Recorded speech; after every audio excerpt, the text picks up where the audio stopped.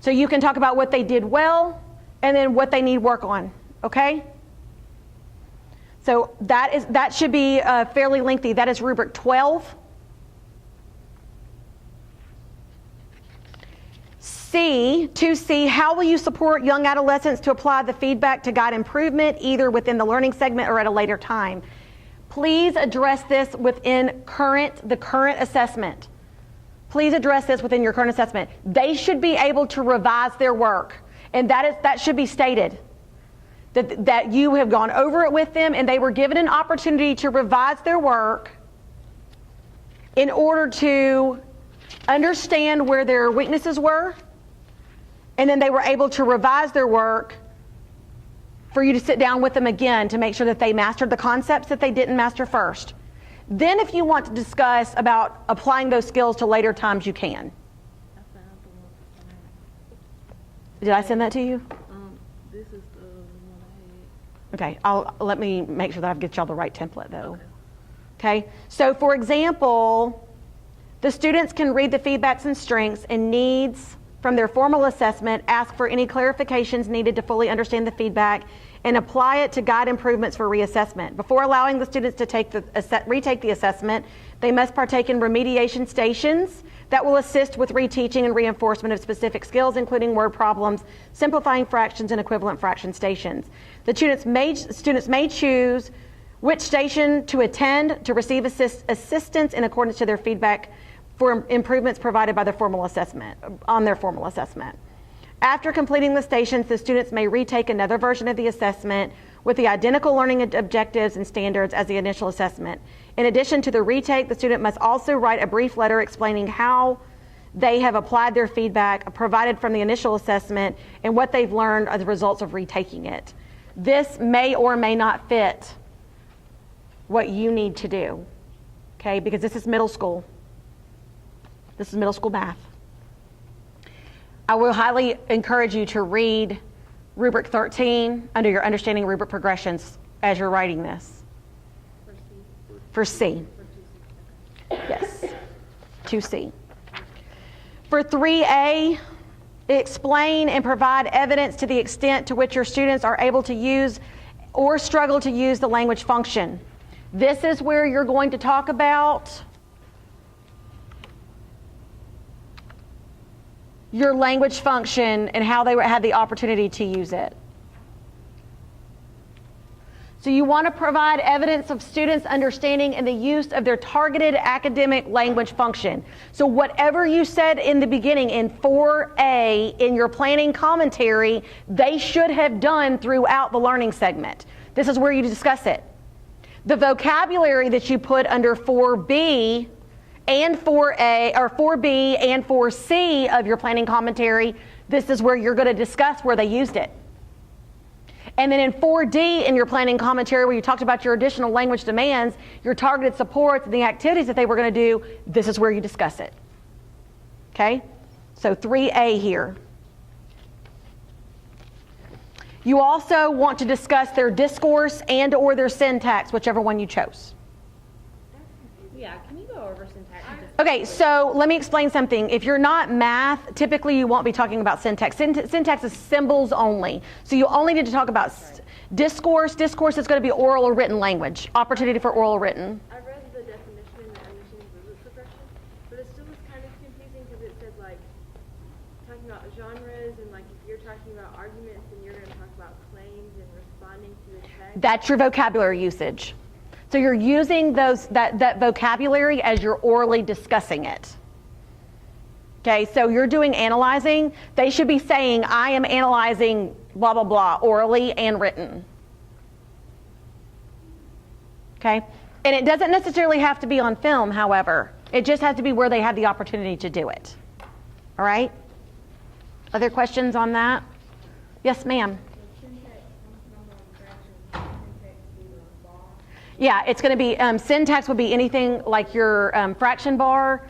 However, and any other symbols like the equal sign, but if you're not teaching that directly, I would use discourse. Yeah. Okay.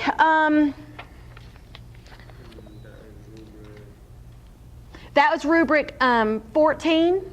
On rubric 15,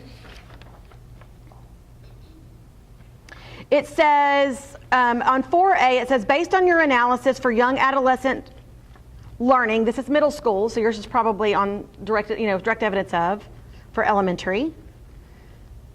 Describe your next steps for instruction. Okay? If you read your rubric and you read a level 2, it says if you talk about classroom management, pacing, or repeated instruction, it's a score of a 2. You want to talk about, yes, you can talk about deepening their understanding, linking prior to new learning, more inquiry-based learning, higher order level questions for whole class, more group work would be an idea.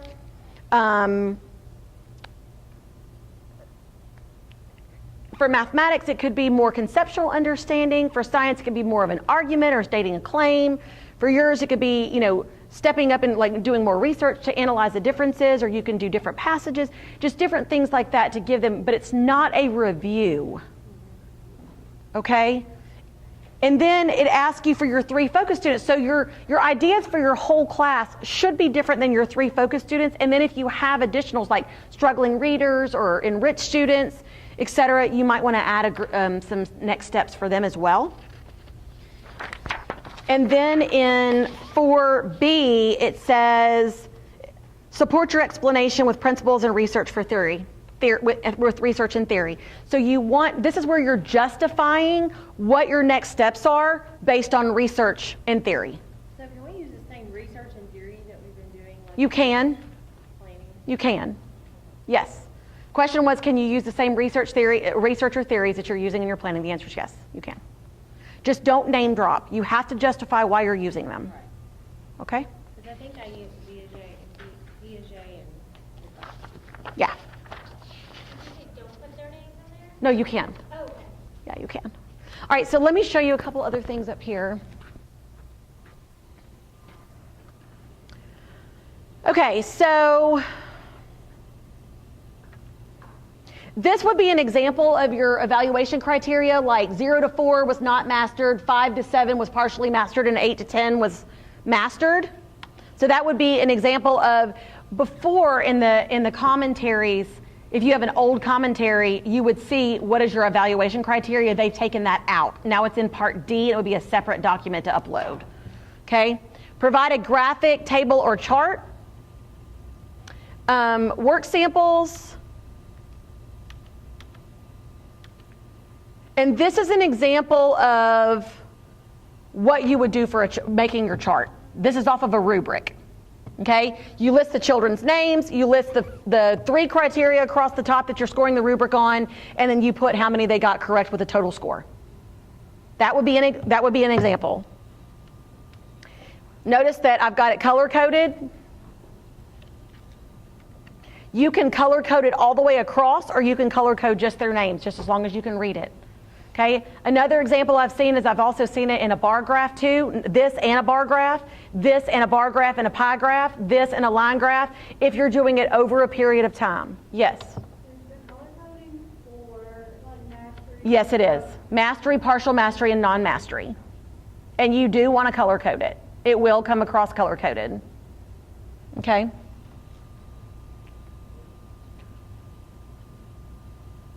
Okay.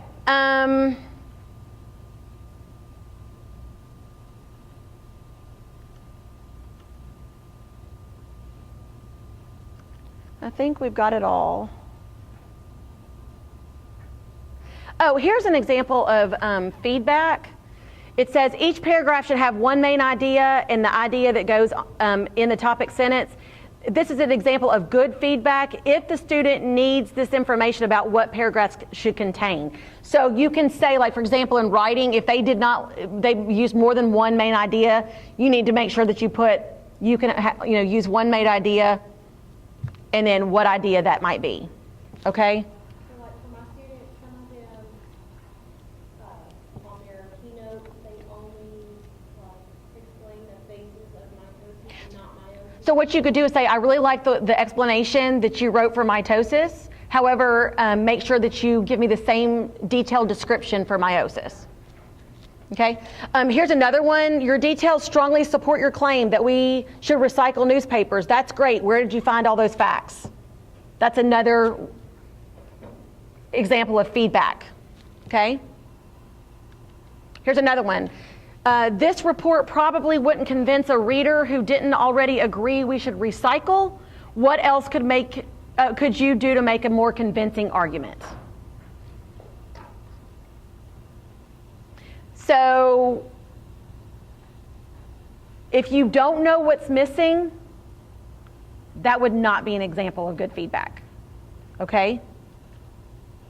The report probably wouldn't convince the reader. Well, we just had that. Never mind. Your report was the shortest in the class. You didn't put enough in it. Good feedback or bad? Bad. Yeah, don't do that. Bad idea. Yeah, well, I mean, don't even put weak. I certainly wouldn't say yours is the shortest one in the class. I would just say there's not enough detail. Okay? So make sure that you say it in a way that is not degrading. This report is better than your last one. You've made it clear that we should recycle newspapers. What would make it even better is more facts about what would happen if we did recycle, more about how many trees we would save and things like that. It's a good feedback that uses self-reference comparisons. However, the suggestions might be, I mean, they're a little strong. Okay? Your report is the best one in the class. You can have a free pass for homework tonight. Don't do that. I love the charts that starts with the trees and ends up at the recycling plant instead of back at more trees. It follows the relevant section of your report and it illustrates the complete cycle so clearly. How did you come up with that idea? There's a science example. Okay. Your report is late. What's the matter with you? Let's don't do that. I mean, would this comment inspire you to finish your work? Okay, just making sure.